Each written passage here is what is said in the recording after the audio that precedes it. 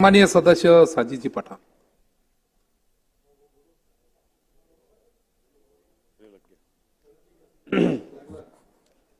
सबसे पहले अध्यक्ष महोदय, मैं सच में बहुत दिल से आपका शुक्रिया अदा करता हूं कि मैं सुबह 11 बजे से लेकर अभी रात के 10:30 बज रहे बैठा था।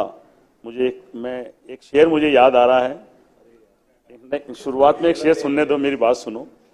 एक शेर सुनेंगे तो माहौल ज्यादा गर्म हो जाएगा थोड़ा सा। शेर ऐसा है कि हमने माना कि तगाफुल ना करोगे, लेकिन तगाफुल का मतलब आप नजरअंदाज नहीं करेंगे हमको। तो हमने माना कि तगाफुल ना करोगे, लेकिन खाक हो जाएंगे तुमको खबर होने तक। अगर अध्यक्ष महोदय ये रात को 11-11 बजे हमको मौका मिले तो हम तो खत्म हो जाएंगे। मैंने इसलिए बोला कि हमने माना कि तगाफुल ना करोगे, लेकिन खाक हो जाएंगे तुमको खबर होने तक। मैं इसलिए भी खड़ा था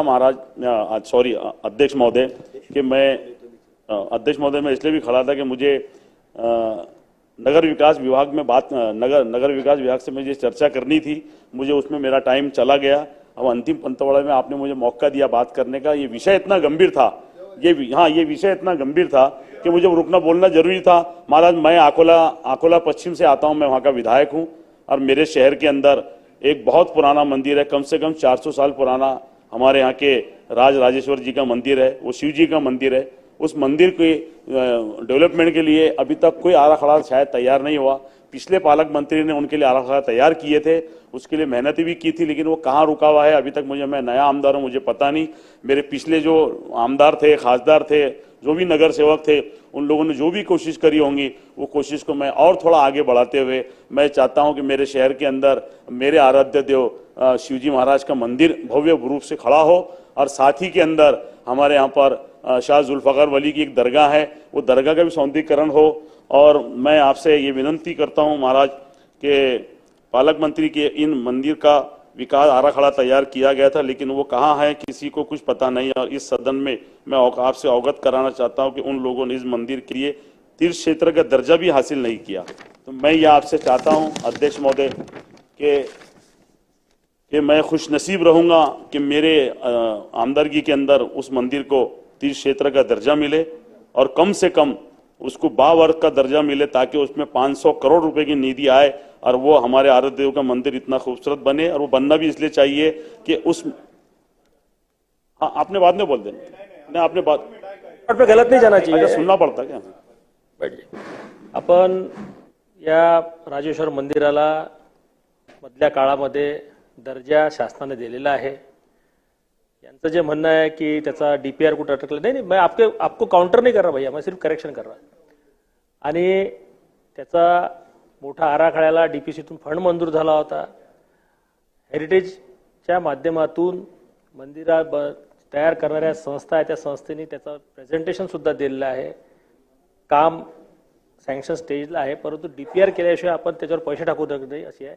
रेकॉर्डवर चुकीचं जाऊ नये। यांनी म्हटलं होतं की राजेश्वर मंदिराला दर्जा नाही आहे, तो दर्जा राजेश्वर मंदिराला प्राप्त झालेला आहे। त्याचे डॉक्युमेंट्स वाटल्यास मी उद्या पटला ठेवतो। धन्यवाद साहब, आपने मुझे मेरी जानकारी में मेरी उपलब्धि बढ़ाई, जानकारी में इजाफा करा कि उनको तीर्थ क्षेत्र का दर्जा है। लेकिन मेरा ऐसा मानना है कि वो बहुत कम दर्जा है, उसको बावर्ग का दर्जा मिलना चाहिए, ताकि कम से कम 500 करोड़ की निधि वहां आए और उसके अंदर वहां पे भव्य मंदिर का निर्माण हो। और मेरा दूसरा विषय अध्यक्ष महोदय, मेरा विषय खत्म हो गया, मेरे 2 ही विषय थे। मेरा एक और विषय है कि अकोला महानगर पालिका में, जिस महानगर पालिका में एक ठहराव हुआ था जहां भाजपा की सत्ता थी, उस समय उस ठहराव में अकोला महानगर पालिका क्षेत्र में आने वाले सभी मालमत्ता कर को बढ़ाया गया था, और जिसके विरोध में साथ साथ और आज के महाविकास आघाड़ी के पक्ष के नगर सेवक हम सब मौजूद थे। मैं उस वक्त मैं विरोधी पक्ष नेता था। मालमत्ता कर बढ़ाने के विरोध में आंदोलन भी किया गया, और साथ ही में हाई कोर्ट में एक केस डाली गई। हमारे नगर सेवक और जो बाद में माजी विरोधी पक्ष नेता बने डॉक्टर जीशान हुसैन, उन्होंने प्रशासन के विरोध में मालमत्ता कर को करने के लिए याचिका दाखिल की, जिसके टैक्स का कम करने का नागपुर न्यायालय ने आदेश भी दे दिया था। लेकिन महानगर पालिका ने यही आपके पास में आकर तत्कालीन भाजपा शासन और प्रशासन से सुप्रीम कोर्ट में याचिका प्रशासन की ओर से दाखिल की, और अकोला महानगर पालिका की जनता के ऊपर मालमत्ता कर लाद दिया गया, और ये मेरी जनता के ऊपर अन्याय है। मैं सदन से अवगत कराना चाहता हूं कि अकोला महानगर पालिका प्रशासन को आदेश दिया जाए कि नागपुर न्यायालय आदेश का पालन किया जाए और अकोला शहर के सभी जनता को मालमत्ता कर से मुक्त किया जाए। एक मिनट। एखादी केस जर सुप्रीम कोर्टात विचाराधीन असेल तर त्याच्यावर चर्चा किंवा त्याच्यावर ऑर्डर ही प्रशासन शासन करू शकत नाही आणि म्हणून माझी विनंती आहे की थोडंसं त्यांनी त्यांच्याच पक्षाच्या नगरसेवक जे शासनाच्या विरोधात तेव्हा कोर्टात गेले होते त्याला सुप्रीम कोर्टामध्ये ती केस सुरू आहे। हायकोर्टाचा जो निर्णय होता त्याला सुप्रीम कोर्टात स्थगिती देण्यात आली होती आणि म्हणून त्याची चर्चा या सभेमध्ये होऊ शकत नाही।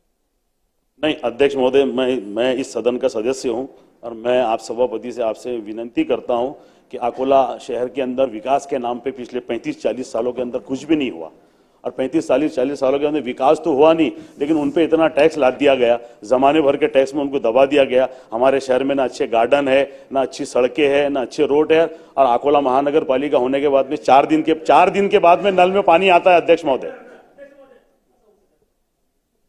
राजकीय भाषण होऊ शकत नाही। आपण ठरावाचा जर मसुदा पाहिला असेल तर त्याच्यामध्ये हा विषय आहे काय? आपली चर्चा कशावर चालू आहे? आपली चर्चा पुरवणी मागण्यावर चालू नाही आहे। अंतिम आठवडा प्रस्ताव सुरू असताना अकोला महानगरपालिका तिथलं भाजपचं शासन विकास नाही झाला ही चर्चा या अंतिम आठवड्या प्रस्तावामध्ये मला दाखवून त्या प्रस्तावामध्ये कुठे आहे? आणि म्हणून याचा स्कोप जो आहे तो वाईट करत असेल तर त्यांनी दुसऱ्या आयुधाचा वापर करावा। त्याच्यामध्ये तारांकित प्रश्न ते मांडू शकतात, ते लक्षवेधी मांडू शकतात आणि त्या मातून कर। परंतु आपला जो अंतिम आठवडा प्रस्ताव आहे हा राज्यातील अनेक जे विषय आहेत त्यांच्याच पक्षाने दाखल केलेला प्रस्ताव आहे। स्वर्गीय आमचे जे सन्मान्य सदस्य आहेत नानाभाऊ पटोले त्यांनी, आणि म्हणून तुम्ही जर अकोल्याचं राजकारण या विधिमंडळात आणत असाल तर हे योग्य नाही आहे। ठीक है, बराबर है अध्यक्ष महोदय, ठीक है, मैं विषय चेंज करता हूं।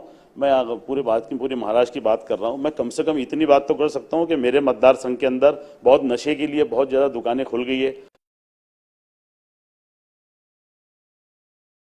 कम से कम नशारुत्ती बंद की जाए। एक गोगो करके सिगरेट आती है वो जो हर पान पट्टी पे हर जगह मिल रही है, उससे बच्चों के लिए बहुत ज्यादा नुकसान पैदा हो रहा है। तो मैं चाहता हूं अध्यक्ष महोदय कि वो गोगो सिगरेट के ऊपर कार्रवाई वो कहां से आ रही और इतनी आसानी से दुकानों पर पान पट्टियों के ऊपर किराने की दुकान पे कैसी मिल रही। गांजा जैसी इतनी बड़ी चीज आसानी से पान पट्टी के ऊपर किराने की दुकान पे मिल रही है, इससे आने वाली नस्लों को बहुत ज्यादा नुकसान होगा।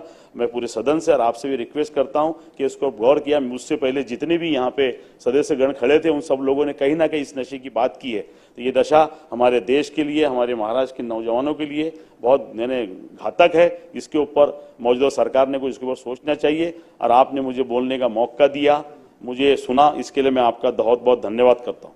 सन्माननीय सदस्य राजेशजी बोरे।